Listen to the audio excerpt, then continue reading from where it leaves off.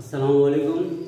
আমি মোহাম্মদ জাসিদ হোসেন, সহকারী শিক্ষক, খাসপুর বালেশ্বর উচ্চ বিদ্যালয় কলেজ, সিরাজদি খান, মুন্সিগঞ্জ। এই করোনা মহামারীতে অনলাইন ক্লাসে সকল শিক্ষার্থীদের স্বাগতম। আজকে আমি সপ্তম শ্রেণীর গণিত ক্লাসের বীজগণিতীয় সূত্রাবলী ও প্রয়োগের দ্বিতীয় ক্লাস নিব। প্রিয় শিক্ষার্থীরা, প্রথম ক্লাস আমি কিছু সূত্র প্রয়োগ করে এবং সমস্যার সমাধান করেছিলাম। আজকে অনুসিদ্ধান্তে কিছু সূত্র দেখাবো, যে সূত্রের সাহায্যে আমরা মান নির্ণয় করতে পারি। শুধু মান নির্ণয়, অন্যান্য সমস্যা সমাধান করা যায়, কিন্তু আমরা আজকে মান নির্ণয় মানে কিছু অঙ্ক নিয়ে আমরা এই সূত্রগুলা প্রয়োগ করব। আমরা সূত্রগুলো প্রথমে দেখি, যেমন a square plus b square equal to a plus b whole square minus 2ab।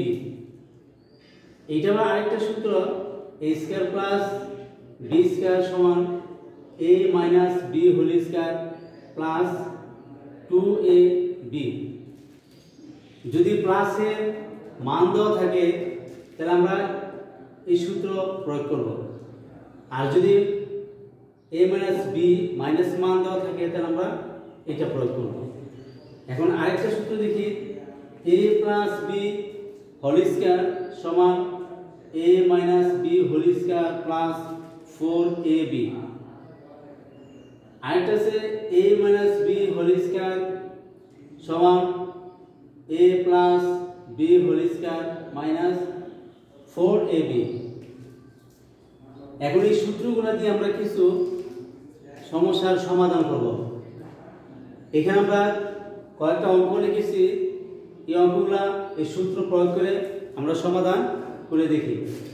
প্রথম অঙ্কে বলা আছে a প্লাস b সমান সমান 5 এবং ab সমান সমান 12 হলে a square plus b square এর মান নির্ণয় করো।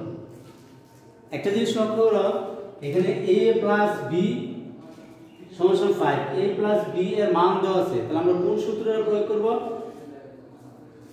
আমরা a প্লাস b, তাহলে আমরা এই সূত্র প্রয়োগ করব। যেহেতু a square plus b square মান নির্ণয় করতে বলা হয়েছে আর এখানে a প্লাস b এর মান দেওয়া আছে, তাহলে আমরা প্রথম সূত্র ব্যবহার করব। তাহলে আমরা প্রথম অঙ্কটা লিখে নিই। প্রথম লিখতে হবে, দেওয়া আছে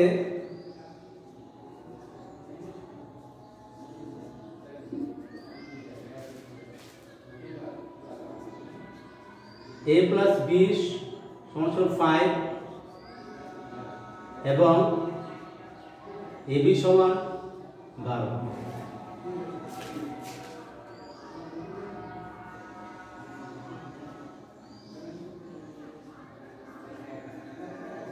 আমাদের প্রদত্ত রাশি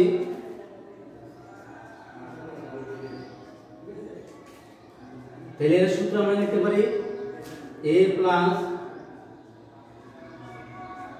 b whole square minus 2ab। তো a প্লাস b এর মান হলো 5, উপর স্কয়ার 2, ab এর মান হলো 12। তাহলে 5 এর স্কয়ার করলে 5 5 25, 12 তাহলে 24 সমান সমান 1। তাহলে এখানে আমার অ্যানসার বের হলো 1। তাহলে লিখতে পারি সুতরাং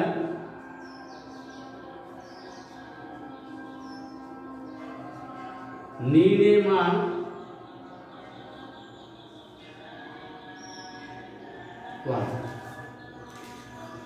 তাহলে আমরা প্রথম সূত্র দিয়ে প্রথম অঙ্কটা আমরা প্রয়োগ করলাম। এখন যদি এখানে মাইনাস মান দেওয়া থাকতো, যেরকম a মাইনাস b সমান সমান 5, তখন আমরা এই যে a মাইনাস b এখানে এই সূত্র প্রয়োগ করতাম। এখানে যেহেতু আমাদের প্লাস দেওয়া আছে, আমরা উপরে প্লাসের সূত্রটা প্রয়োগ করলাম। আর যদি মাইনাস এখানে a মাইনাস b এর মান দেওয়া থাকতো তাহলে আমরা দ্বিতীয় সূত্র প্রয়োগ করতাম। তাহলে এখন দেখি আমরা 2 নম্বর অঙ্কটা সমাধান করি।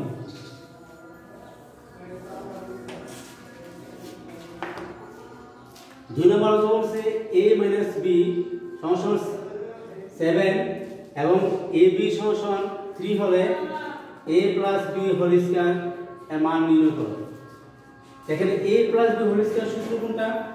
a plus b whole square সূত্র এখানে, তাই এটা সূত্র a minus b whole square plus 4b। এখানে যেহেতু a মাইনাস b এর মান দেওয়া আছে তার মানে সূত্র এটা। আমরা এখানে লিখতে পারি 2 নম্বর দেওয়া আছে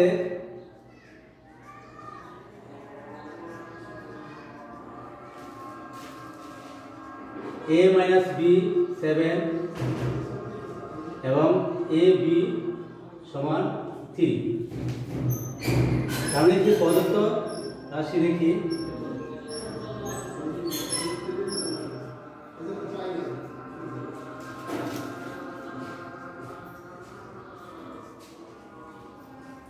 এটা সূত্র আমরা লিখতে পারি a plus b whole square সূত্র হলো a minus b whole square plus 4ab। এখানে a মাইনাস b এর মান দেওয়া আছে 7, উপরে স্কয়ার দিলাম প্লাস 4 ab এর মান দেওয়া আছে 3।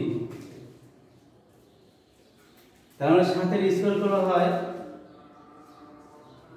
49 প্লাস 3 4 12। তাহলে আমরা এটা যোগ করে পাইতেছি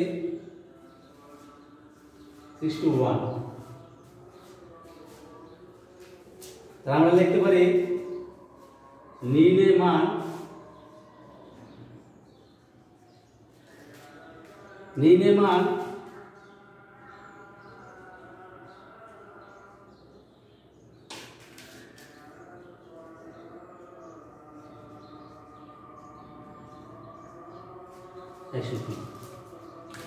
তাহলে আমরা তৃতীয় সূত্র দিয়ে আমরা 2 নম্বর অঙ্কটা প্রয়োগ করলাম এবং সমস্যা সমাধান করলাম।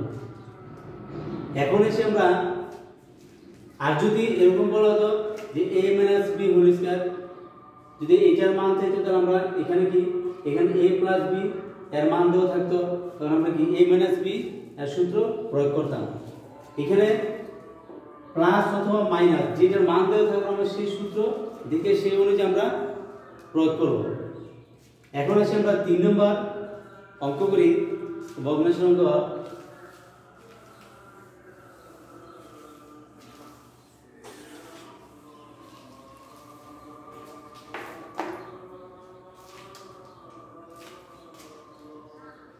এখানে বলা আছে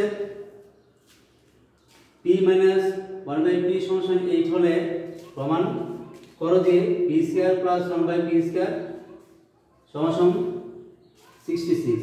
তাহলে আমরা এখানে দেখতে পারি p স্কয়ার যে a square plus b square,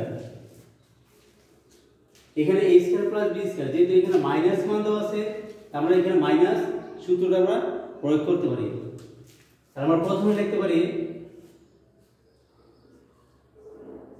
দেওয়া আছে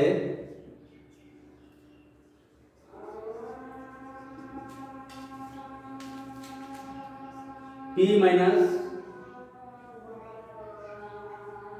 p সমান p 8।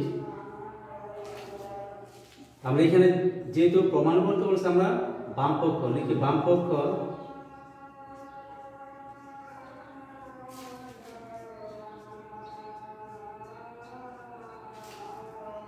যেহেতু এখানে মাইনাস মান আছে আমরা এই সূত্রটা প্রয়োগ করব। দ্বিতীয় সূত্র p minus 1/p whole square plus 2ab।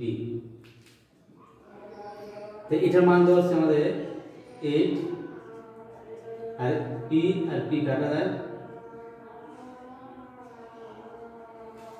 তো 8 কে যদি আমরা স্কয়ার করি তাহলে হয় 64 প্লাস 2 66।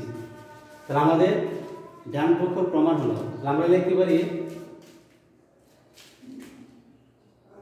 বাম পক্ষ সমান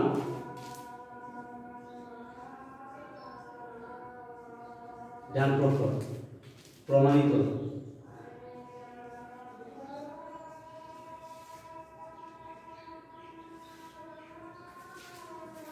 এই হলো আমাদের এই সূত্রগুলা প্রয়োগ করে আমরা এই অঙ্কগুলা সমস্যা এবং সমাধান করলাম।